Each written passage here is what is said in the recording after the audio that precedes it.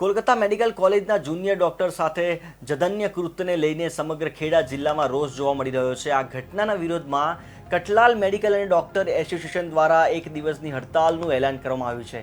Association દ્વારા મામલતદાર કઠલાલ કચેરી ખાતે આવેદનપત્ર આપવામાં આવ્યું હતું।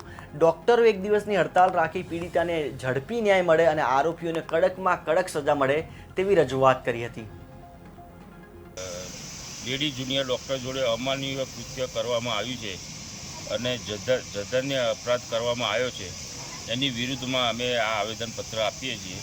અને અમારા મેડિકલ એસોસિએશનમાં ડૉક્ટર્સ માટે હમણાંથી ઘણા બધા હુમલાઓ થઈ રહ્યા છે અને એમાં સંરક્ષણ માટે અમે સરકારને આવેદન કલકત્તાની મેડિકલ કોલેજની અંદર એક જુનિયર ડૉક્ટર ઉપર જે દુષ્કર્મની ઘટના બની છે તેને લઈને સમગ્ર ગુજરાતની અંદર મેડિકલ એસોસિએશન દ્વારા આજે એક દિવસની જે હડતાલ રાખવામાં આવી છે અને મેડિકલ એસોસિએશન દ્વારા જે એક દિવસની હડતાલ સાથે સાથે આવેદનપત્ર પણ આપવામાં આવી રહ્યા છે। જો ખાસ કરીને વાત કરવામાં આવે તો ખેડા જિલ્લાની વાત કરીએ તો ખેડા જિલ્લાની અંદર પણ મેડિકલ એસોસિએશન દ્વારા આજે એક દિવસની હડતાલને એક સમર્થન આપવામાં આવ્યું હતું। તેને લઈને આપણે ખાસ કરીને જો વાત કરવામાં આવે તો જે એક દિવસની હોસ્પિટલોની અંદર જે હડતાલ છે તેને લઈને જે બીમાર દર્દીઓ છે તેમને પણ ઘણી મુશ્કેલીનો સામનો કરવો પડી રહ્યો છે।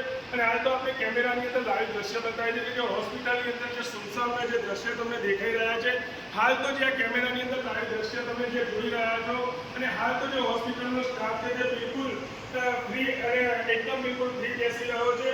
અને હાલ તો જે આજે એક દિવસની જે હડતાલ છે મેડિકલ એસોસિએશન દ્વારા જે હડતાલ રાખવામાં આવી છે, હાલ તો જે ઘટના જે બની હતી કલકત્તાની અંદર તેને લઈને હાલ તો જે સમગ્ર ગુજરાતની અંદર હોસ્પિટલો આજે એક દિવસની હડતાલ પર રહી છે।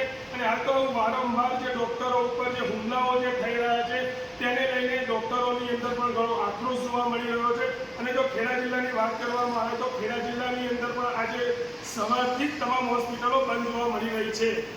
પાટનગર નેટવર્ક ન્યૂઝ ચેનલ સાથે ઇમરાન વોરા, ખેડા।